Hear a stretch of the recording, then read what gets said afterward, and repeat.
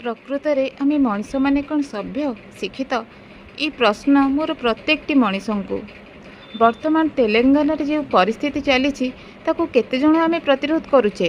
ପ୍ରତିରୋଧ କରିବା ତ ଦୂରର କଥା, ସେ ବିଷୟରେ ଆମେ କେତେଜଣ ଚିନ୍ତା କରୁଛେ? କେତେଜଣ ଏ ପରିସ୍ଥିତିରୁ ସେଠାକାର ପ୍ରାଣୀମାନଙ୍କୁ, ସେଠାକାର ପରିବେଶକୁ, ସେଠାକାର ବୃକ୍ଷଲତାକୁ ବଞ୍ଚାଇବାକୁ ଚେଷ୍ଟା କରୁଛେ?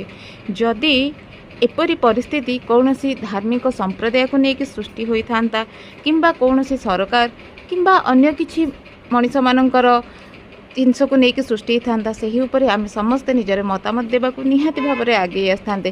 କିନ୍ତୁ ଏଠି କଥା ଉଠୁଛି ପ୍ରକୃତିକୁ ନେଇ, ପରିବେଶକୁ ନେଇ, ନିରୀହ ପ୍ରାଣୀମାନଙ୍କୁ ନେଇ।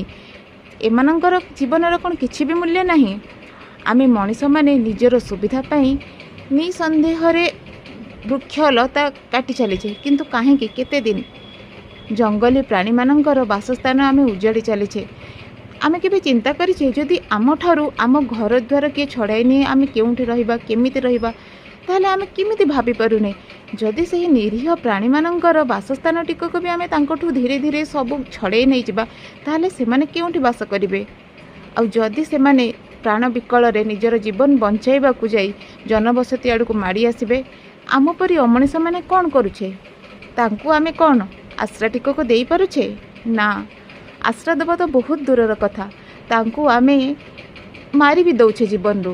କାହିଁକି ନା ଆମେ ପୁରା ମଣିଷ, ଆମେ ପୁରା ସର୍ବଶ୍ରେଷ୍ଠ ପ୍ରାଣୀ। ଆମେ ଏକୁଟିଆ ବଞ୍ଚିବାର ଅଧିକାର ଅଛି ଏ ସୃଷ୍ଟିରେ। ଅନ୍ୟମାନଙ୍କର କ'ଣ ବଞ୍ଚିବାର ସତରେ କିଛି ବି ଅଧିକାର ନାହିଁ? ଏ କଥା ଭାବିଲେ, ଏ ଦୃଶ୍ୟ ଦେଖିଲେ ସତରେ ମନକୁ ବହୁତ କଷ୍ଟ ହୁଏ। କିନ୍ତୁ ଆମେ ଏକୁଟିଆ କ'ଣ କରିପାରିବା? କିନ୍ତୁ ମୁଁ ଯଦି ଏକୁଟିଆ ନ ପାରିବି, ମୋ ପରି ଯଦି ଅନେକ ଜଣ ଏପରି ଭାବରେ ଭୁଲ ଜିନିଷକୁ ପ୍ରତିରୋଧ କରିବେ, ସତ୍ୟ ସହିତ ଆପଣମାନେ ବି ଛିଡ଼ା ହେବେ, ତ ନିହାତି ଦିନେ ନା ଦିନେ ଧର୍ମର ଜୟ ହେବ।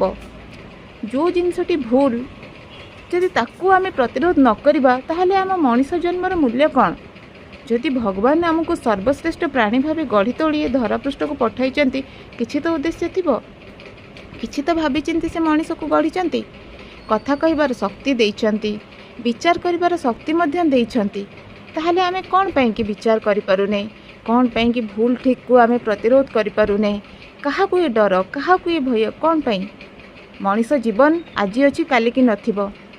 କିନ୍ତୁ ତାହା ଯଦି କିଛି ଭଲ କାର୍ଯ୍ୟରେ ଲାଗିପାରିଲା, ତାହାଠୁ ବଳି ଆତ୍ମସନ୍ତୋଷ, ଆତ୍ମତୃପ୍ତିର କଥା ଆଉ କିଛି ବି ନାହିଁ।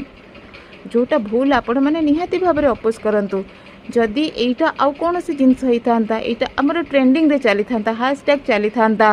ଦେଖନ୍ତୁ, ଯଦି ଗୋଟେ ଗୀତଟା ବି ଯଦି ସେଟା ଗୋଟେ ନୂଆ ଗୀତ ରିଲିଜ୍ ହେଲା, ସେଇଟା ଆମର ପୁରା ଟ୍ରେଣ୍ଡିଂରେ